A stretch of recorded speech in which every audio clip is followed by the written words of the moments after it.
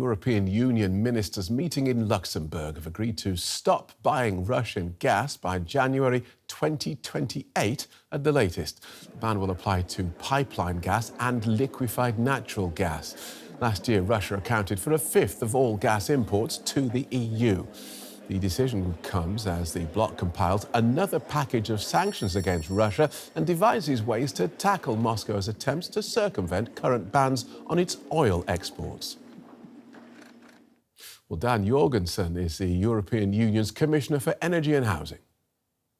I think it's important that we are sending this very clear signal that this will no longer stand, this situation.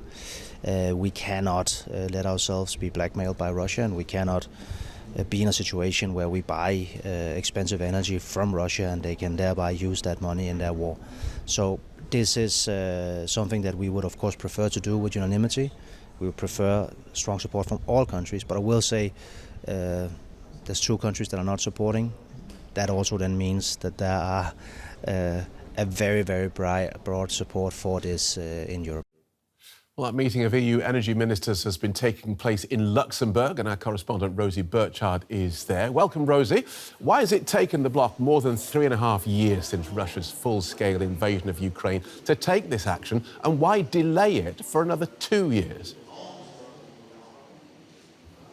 Well, it's basically all about division within this bloc, because while the EU has, on the one hand, for years really been supporting Ukraine financially, politically, militarily, on the other hand, EU countries have continued to import some Russian fossil fuels. Now, back in 2022, the EU banned imports of Russian coal, it banned imports of most Russian oil, but gas, really legally speaking, has broadly remained untouched. Now EU countries are saying, look, this is time. Why is it time now?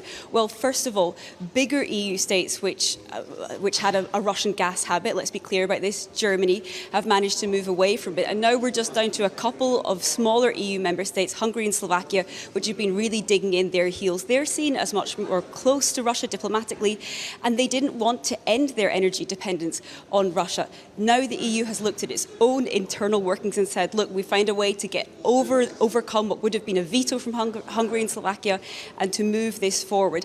They have now, through majority votes, given this plan a rubber stamp, and if all goes well, some of the shorter term contracts for gas will be banned from next year, then medium term contracts, and by the 1st of January 2028 also long term contracts will be illegal in the EU when it comes to importing Russian gas. It's a phased approach, and the EU Energy Commissioner I spoke to defended that, saying, look, this takes time, it's not easy, but we are doing it, and he hopes that sends a message to the rest of the world today just about where the EU stands when it comes to supporting Ukraine. How much has pressure from Donald Trump been a factor in this belated EU decision?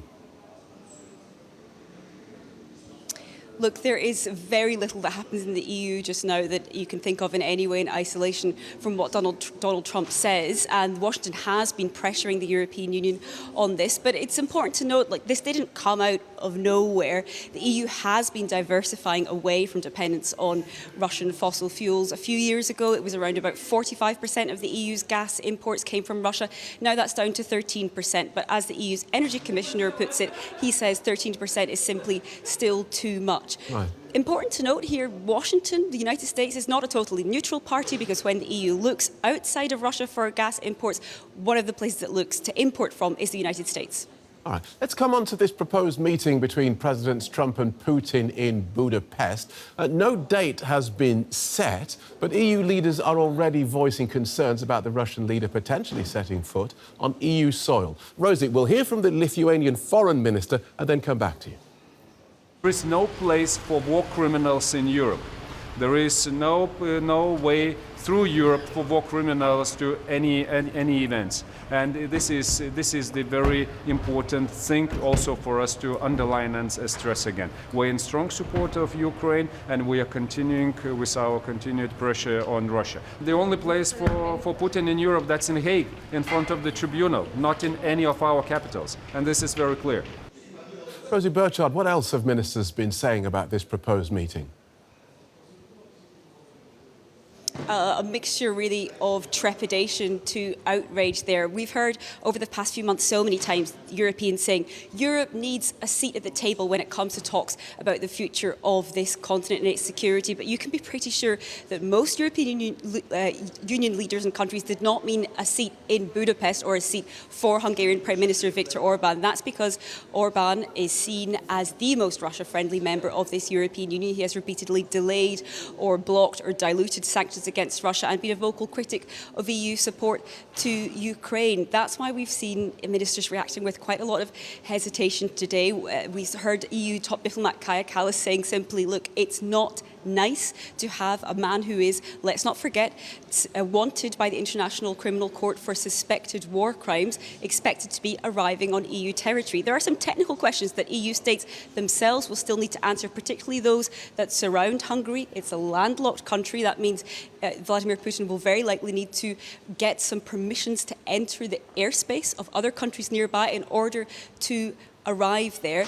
That being said, EU states are in a bit of a bind here because, of course, they don't want to rock the boat with Washington. They're very keen to keep Donald Trump on side. And this, after all, Budapest is the venue that he has chosen. All right. And Donald Trump, of course, has been making comments about dividing Ukraine and Ukraine giving up territory to Russia to secure peace. How have ministers been reacting to that? Well, EU top diplomat Kaja Kallas was asked very clearly about this, and she warned against offering any territorial concessions here, saying, look, this will send a signal not only to Russia that it could look at taking a bite out of another country sometime in the future. And let's be clear, that is the fear among some EU states, particularly some of them that are geographically close to Russia or have been under Russia's thumb in the past, the likes of ex-Soviet states like the Baltics. They fear that if Russia feels emboldened by the outcome of its full-scale invasion of Ukraine, that they will be next. And she warned that territorial concessions would indeed embolden Vladimir Putin. Now, when it comes to what actual say Europe is going to have over this, they're going to have to really look at what the leverage that they have in order to try and sway Donald Trump here.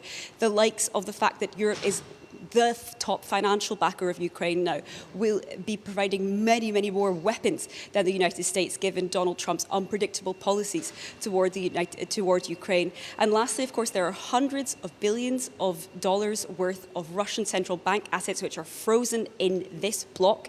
EU countries are looking toward brokering a deal to try and leverage those hundreds of billions of euros worth of funds and try to give them to Ukraine, or use them at least to fund a kind of reparation loan for Ukraine. That's something which will be music to Kiev's ears. But of course, what Ukraine wants most of all right now is weapons and support that could really change the course of the war as these key talks loom over its security, and of course the security which will directly impact how safe Europeans can feel in their beds in future.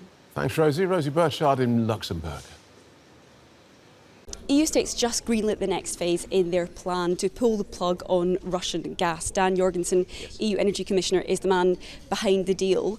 2028 is when this ban will finally kick in, years and years after Russia's full-scale invasion of Ukraine. Why did it take so long, and why isn't it kicking in right away?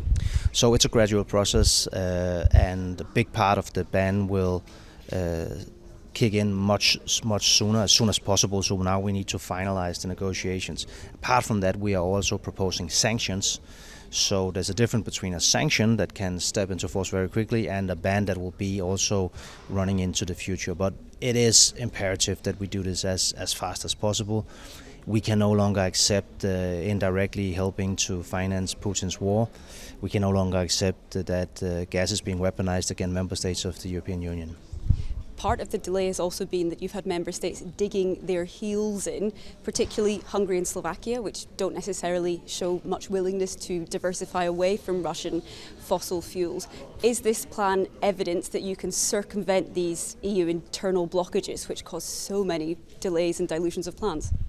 Well, it's no secret that there are two countries that has opposed this, and that has also been a part of the reason why it hasn't been able to happen earlier. But what we've put forward now, that will hopefully end up being the result also of the negotiations between Council and Parliament, is a trade measure, meaning that it does not demand unanimity. So even though we would like the support from all countries, we will do it even if we don't have it. I think it's important that we are sending this very clear signal that this will no longer stand, this situation. We cannot let ourselves be blackmailed by Russia, and we cannot be in a situation where we buy expensive energy from Russia and they can thereby use that money in their war. So this is something that we would of course prefer to do with unanimity. We would prefer strong support from all countries, but I will say there's 2 countries that are not supporting. That also then means that there are a very, very broad support for this in Europe. The EU has often been accused of double standards, and on this plan that accusation has re-emerged, particularly from India, because from January of 2026 Indian refined Russian oil will no longer be allowed in the European Union under sanctions, but the European Union won't ban its own import of Russian fossil fuels for 2 more years after that. How do you respond to that? Well, first of all, this will step into force gradually and as fast as possible. When we have adopted this legislation, we will then be able to ban the spot market, so the short-term contracts. Sanctions even faster than that. That's not what we've been discussing today. That's another council formation. But it is clear that we do need to also work with our international partners. I would hope that more countries would follow Europe's example here. If the rest of the world did as we do here, then the war would be over probably pretty soon. And do you hope this message will be heard in the United States? We know Donald Trump has also often been frustrated by Europe's continued imports of Russian energy in one form or another. Well, I very much applaud the fact that the American president has leaned into this discussion, also helped to put pressure on the countries that has been reluctant, because frankly speaking, it is totally unacceptable that we are discussing on so many other fronts what we can indeed do against Russia, what we can indeed do to help our friends in Ukraine, and this is a very obvious area. I have personally, in my previous job, sat as minister, part of the council, and also argued for this to go faster.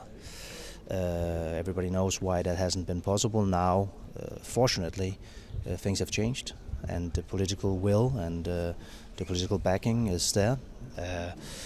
The seriousness of the situation has certainly also increased, and now we are finally ready to act. It is not as if nothing has happened. We used to import 45% of our gas from Russia, and that's gone down due to very efficient measures to 13%, but 13% is still too much.